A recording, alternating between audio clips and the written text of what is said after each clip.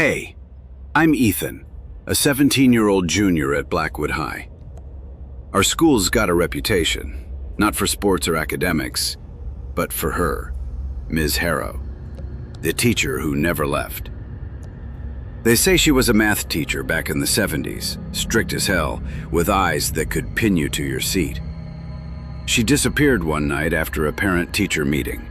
No body, no trace, just gone. But the stories, they never stopped. Kids swear they hear chalk scratching on the board in empty classrooms, footsteps echoing in the halls after hours, whispers calling your name when you're alone. I didn't believe it. Ghosts? Come on, that's kid stuff.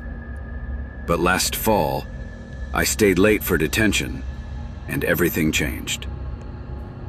The school was dead quiet that evening, the kind of quiet that makes your skin crawl. The janitor had left, and the lights were dimmed, casting long shadows across the lockers. I was in room 204, scrubbing desks for skipping class, when I heard it.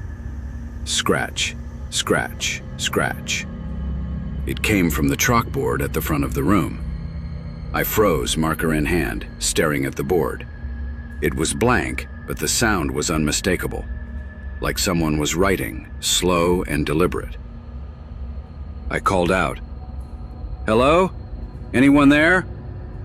No answer. Just more scratching, louder now, like nails on glass.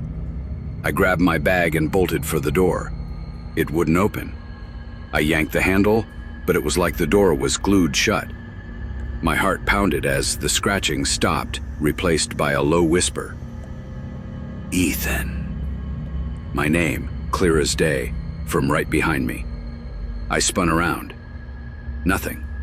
Just the empty classroom, the desks, and that damn chalkboard. But in the dim light, I saw it.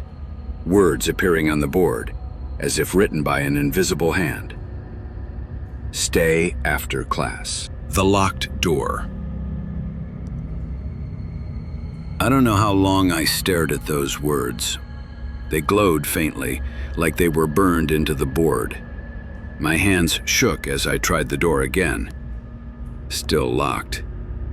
The air felt heavy, like it was pressing down on my chest. "Ethan." The whisper came again, closer this time, right by my ear. I could feel cold breath on my neck. I stumbled back, tripping over a desk, and hit the floor hard. The lights flickered, and for a split second, I saw her. A woman in a gray dress, her face pale, her eyes black and hollow. She was standing by the chalkboard, holding a piece of chalk that dripped something dark, too dark to be chalk dust. I screamed and scrambled to my feet.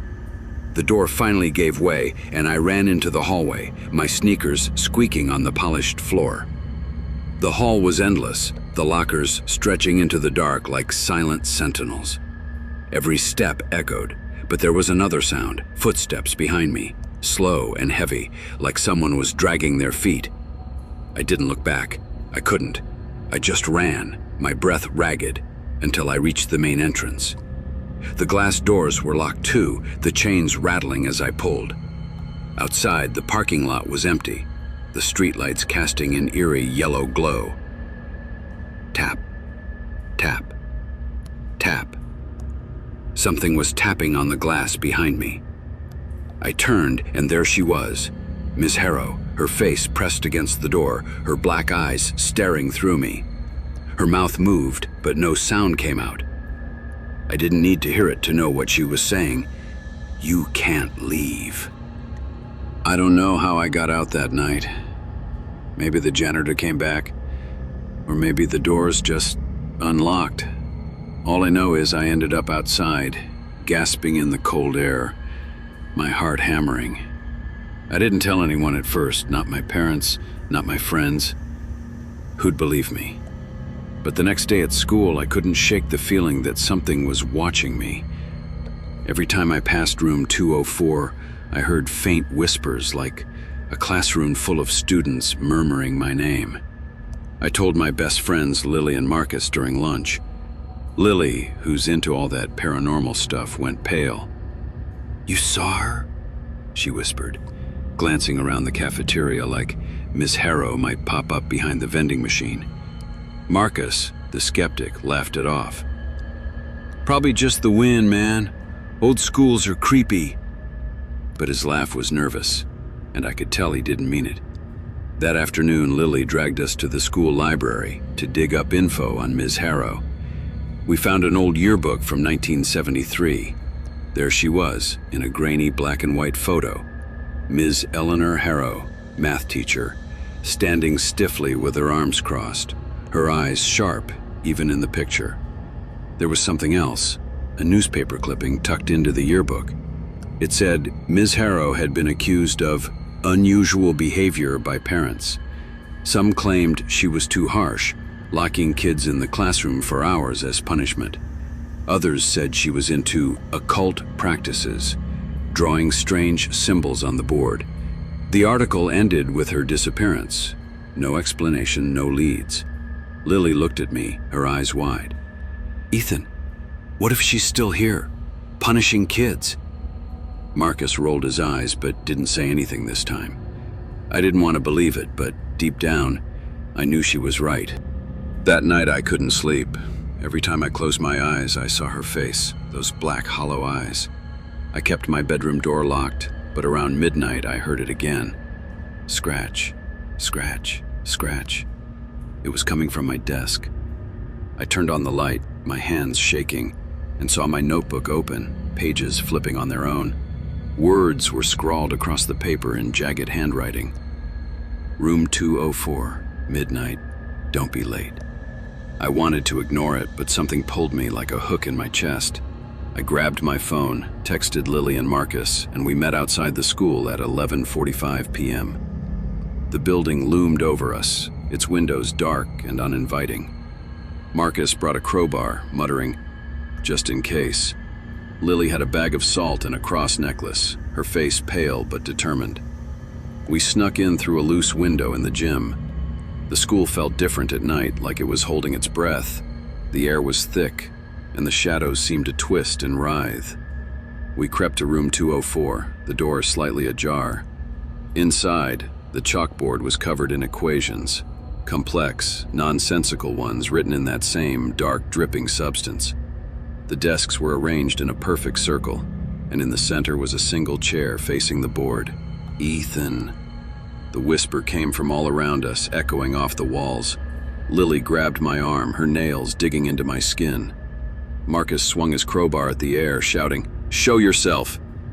The lights flickered, and the temperature dropped so fast our breath clouded. Miss Harrow appeared, standing in front of the board, her gray dress torn and stained, her head tilted at an unnatural angle, and her voice was a low hiss. "You're late for class." The door slammed shut behind us. We were trapped. Ms. Harrow glided forward, her feet not touching the ground. Her eyes locked onto me, and I felt my legs go weak, like they were turning to jelly. "Sit," she commanded, pointing to the chair in the center. I couldn't move, couldn't speak. It was like her voice was inside my head, controlling me. Lily threw a handful of salt at her, and Ms. Harrow screamed, a sound that made my ears ring. Her form flickered, but she didn't vanish. "You can't escape punishment," she hissed, her face twisting into something monstrous, her mouth too wide, her teeth sharp and jagged. Marcus swung the crowbar, but it passed right through her, clanging against the board. The equations on the board started to glow, pulsing like a heartbeat. Lily grabbed my hand and pulled me toward the door. "We need to break this circle," she shouted. Marcus started kicking the desks, scattering them, but Ms. Harrow was on us in an instant. She grabbed Lily's arm, her fingers sinking into her skin like claws. Lily screamed, and I tackled Ms. Harrow, expecting to hit nothing but air. But she was solid, cold, hard, and wrong, like touching a corpse. She threw me across the room, and I hit the wall, the air knocked out of me. We barely escaped room 204 that night. Marcus managed to pry the door open, and we ran, Ms. Harrow's laughter echoing behind us. The next day we went back to Old Man Carter, the town historian. He wasn't surprised to see us. "You stirred her up," he said, puffing on his pipe. Ms. Harrow didn't just disappear, she was performing a ritual in that classroom, trying to summon something powerful. It went wrong, and it trapped her here, forever bound to room 204. He showed us a journal, supposedly Ms. Harrow's, filled with strange symbols and notes about eternal knowledge. She thought she could control it, Carter said, but it consumed her. The only way to stop her is to destroy the anchor, the chalkboard. It's where her ritual started, and it's what keeps her here. We didn't want to go back, but what choice did we have? Ms. Harrow wasn't just haunting the school, she was targeting us. That night, I saw her in my bedroom mirror, her face inches from the glass, whispering my name. Lily said her books were flying off her shelves, and Marcus found equations carved into his bedroom door. She wasn't going to stop. We returned to the school at midnight, armed with salt, holy water, and a sledgehammer from Marcus's garage. Room 204 was waiting for us, the door wide open, the chalkboard glowing brighter than ever. The air was thick with the smell of decay, and the whispers were a deafening roar now, chanting our names. Ms. Harrow was there, standing in the center of the room, her form flickering between human and monstrous. "You can't leave my class," she said, her voice splitting into a dozen voices, each one clawing at my mind. Marcus didn't hesitate. He swung the sledgehammer at the chalkboard, shattering it into pieces. The room shook, the windows rattling, and Miss Harrow screamed, her body twisting and stretching like smoke. Lily poured holy water over the broken pieces, and I scattered salt across the floor. The equations on the board burned away, and Miss Harrow's form began to dissolve, her screams fading into a pitiful whimper. "You'll never learn," she whispered, her black eyes locked on mine as she vanished. The room went silent. The air felt lighter, the oppressive weight gone. We stood there, panting, staring at the wreckage of the chalkboard. It was over, or so we thought. The echoes remain. We didn't talk about Ms. Harrow after that night. The school felt normal again, the whispers gone, the air less heavy. But I still avoid room 204. Sometimes late at night I hear faint scratching, like chalk on a board. I don't look in mirrors anymore, not after seeing her face in my reflection one last time, her lips forming the words, "Class dismissed." I don't know if we really stopped her, or if she's just waiting, biding her time. Blackwood High isn't the same for me anymore. Every creak, every shadow feels like a reminder. She's still out there, somewhere, watching,